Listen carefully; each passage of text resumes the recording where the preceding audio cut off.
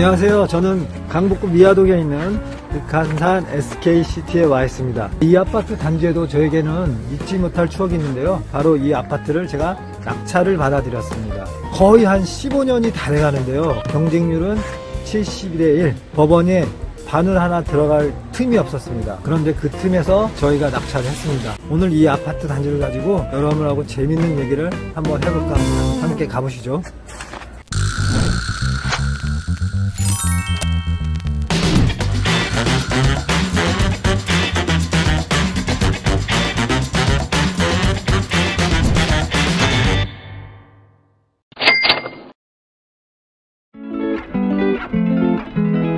안녕하세요. 안중현의 키포인트 안부장입니다. 새해가 밝았습니다. 여러분, 활기차게 목표를 잡으시고 활동하고 계실 건데요. 그래서 저는 오늘 안중현의 키포인트 시간으로 한번 잡았습니다. 화면 보시면서 한번 말씀 나누시죠.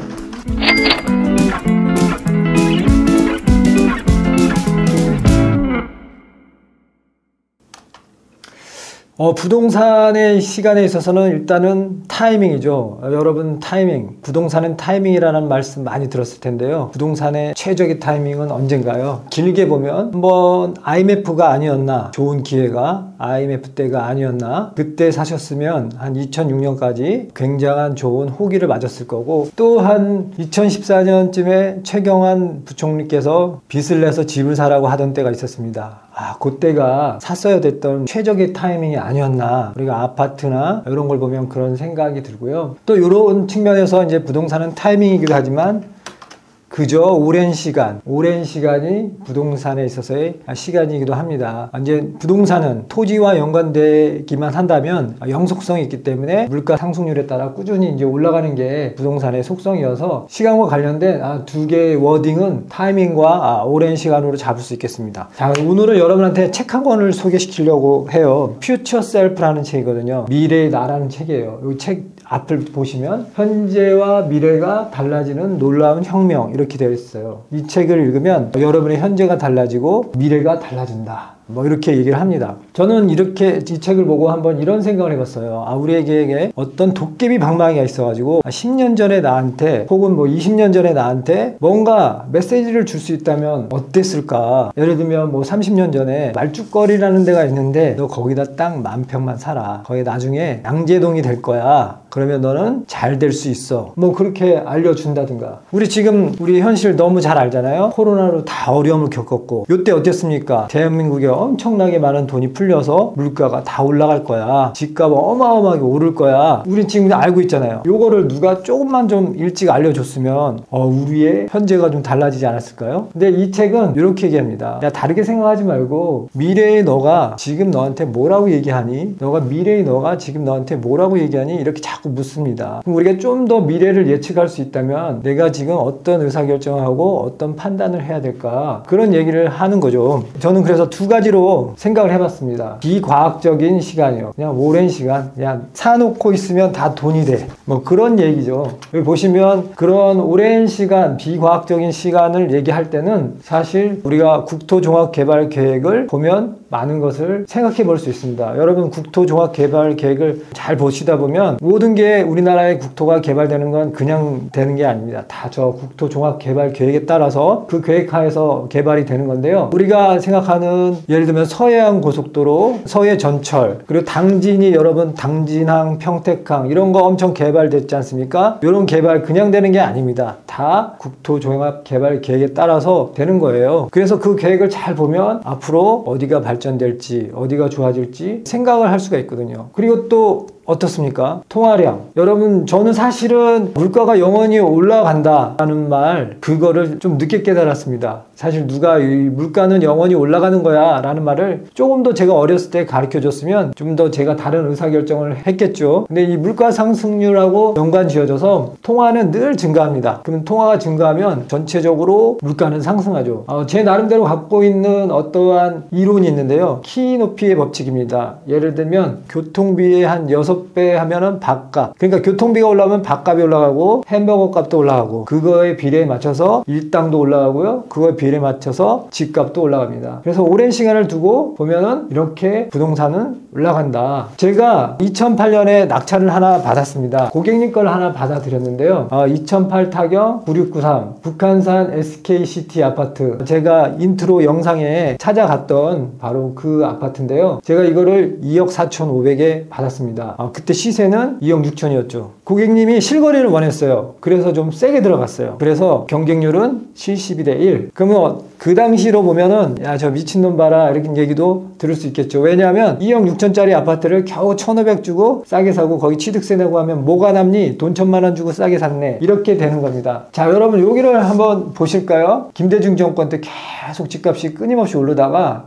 잠깐 주저앉았습니다. 주저앉았고 주저앉았던 때가 2009년 8년 이런 때인데 그때 제가 2억 6천 하던 아파트를 2억 4,500에 샀습니다. 어떻습니까? 그냥 고만고만하죠. 계속 2억 6천 2억 7천 언저리에서 이렇게 가격이 형성되고 있습니다. 근데 좀만 더 우리가 긴 시간을 놓고 보면 지금 이렇게 되었습니다. 여기서 밋밋하던 이 아파트가 지금은 7억까지 올라갔다가 지금 5억 8천 6억 하는 수준으로 떨어졌지만 2억 4,500 하는 아파트가 6억이 됐습니다. 그럼 어떻습니까? 경매로 나온 아파트 하나 보여드릴까요? 지금 나온 아파트입니다. 똑같은 아파트, SK 아파트. 이거 얼마에 났습니까? 감정가 6억, 현재 4억 8천까지 떨어졌습니다. 한 10년, 15년 전에 만약에 되돌아가면 그때 2억 4,500이 아니라 2억 5,500이라도 살 마음이 들겠죠. 그런데 지금은 이미 아파트는 감정가가 6억까지 올라갔고 4억 8천에 물건이 나왔습니다. 우리가 이런 거 보면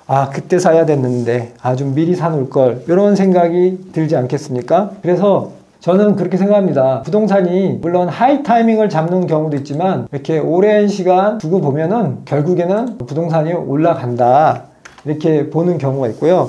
또 하나는 좀 과학적으로 한번 타이밍을 잘 잡아보는 건 어떨까라는 생각을 해봅니다. 그냥 사놓는다고 무조건 올라가는 것도 아니고 또 아무거나 산다고 올라가는 것도 아닙니다. 요즘은 시대가 바뀌어서 또 인구수가 줄어서 예전처럼 아무 아파트나 사고 아무 집이나 사고 아무 빌라나 산다고 가격이 올라가지는 않습니다. 그러면 최적의 타이밍을 어떻게 잡느냐? 바로 이러한 지수가 있습니다. 매매 가격 지수, 전세 가격 지수, 전세가율, 공급 물량, 미분양 상황, 주택 매수 부담 지수 이런 거를 좀 더 파악하면서 어떤 물건을 사면 정말 최적의 타이밍인지 아닌지를 생각해 볼 수 있지 않을까라는 게 또 우리가 생각해 볼 거죠. 예를 들어서 물건 하나를 볼까요? 107087 처음 시작하시는 분, 작은 돈으로 시작할 수 있는 분 이런 물건 비슷한 거 찾아서 좀 더 과학적으로 최적의 타이밍을 선택하면 어떨까 한번 생각해 보면 좋을 것 같습니다. 여기 보면은 천안시 서북구 쌍용동에 있는 아파트. 그럼 이게 지금의 최적의 타이밍이냐 아니냐를 한번 볼게요. 가격은 1억 2,800, 8,900까지 떨어졌습니다. 다 볼 수는 없고 여러분하고 몇 가지만 한번 살펴보도록 하겠습니다. 네, 그 아파트가 천안에 있는 아파트인데 미분양 상황을 한번 보겠습니다. 충남 천안시 더 나가면 서북구인데 여기 보면 현재 미분양 상황을 가만히 보면 최근에는 미분양이 없다가 미분양이 계속 올라가다가 23년부터 계속 미분양이 줄어들고 있는 추세죠. 그럼 미분양이 점점 줄어들고 있구나. 그럼 앞으로의 공급은 어떤가? 공급 물량은 어떻습니까? 여기 빨간 선이 적정한 공급 물량입니다. 그러면 2024년에 공급 물량이 굉장히 많네요. 그렇게 따지면 지금 내가 아까 그 물건을 하나 낙찰 받아놓고 2년을 갖고 있는다고 생각해 보십시오. 26년 되면 공급이 하나도 없고 27년에는 공급이 좀 늘어났다. 적정 수요가 이 정도면 이때쯤 되면 가격이 다시 올라가지 않을까? 이렇게 생각해 볼 수 있습니다. 자, 그 다음에 또 다른 걸 하나 볼까요? 주택금융통계 시스템에 가면은 주택구입 부담지수가 있습니다. 서울을 보면 굉장히 빨갛죠. 이건 서울은 아직 구매하기에 굉장히 부담이 크다라는 거고요. 지역별로 한번 간단하게 한번 볼게요. 자, 요거 한번 볼게요. 주택 구입 부담 지수 67이라는 거는 이제 평균적 주택을 구하는데 부담의 정도인데요. 서울은 어떻습니까?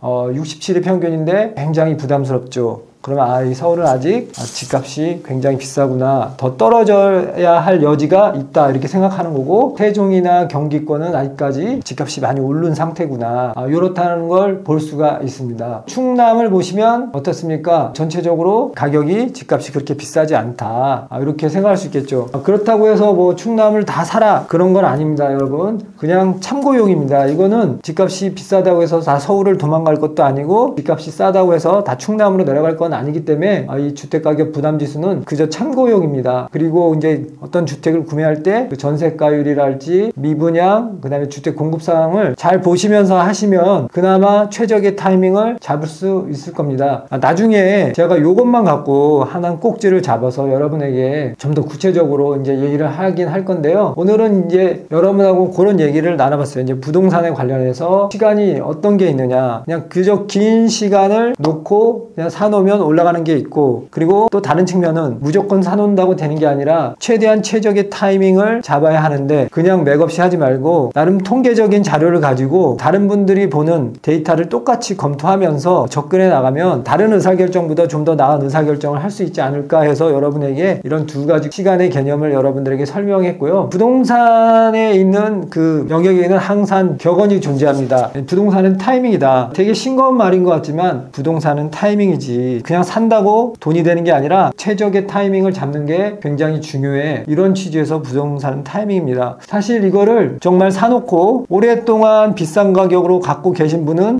부동산은 타이밍이라는 게 어떤 말인지 아실 거예요. 그리고 이제 오랜 시간이라는 거와 관련된 격언은 제가 늘 이제 마음에 새기는 격언인데, 땅값은 오늘이 제일 싸다. 땅값은 계속 오르죠. 거의 내려간 적이 없습니다. 그래서 좋은 땅은 빨리 발굴해서 사시는 게 좋을 것 같습니다. 안중에는 키포인트, 오늘은 시간에 대해서 얘기를 해봤고요. 다음에는 더 좋은 주제를 가지고 여러분하고 좋은 얘기 나눠보겠습니다. 혹시라도 정말 투자하고 싶은 분 있으면 이 아래 전화번호 있잖아요, 연락 주시면 친절하게 상담 드리고, 언제가 부동산의 하이 타이밍인지 각 지역별로 저는 다 식견이 있거든요. 사실 지방과 서울은 사이클이 다릅니다.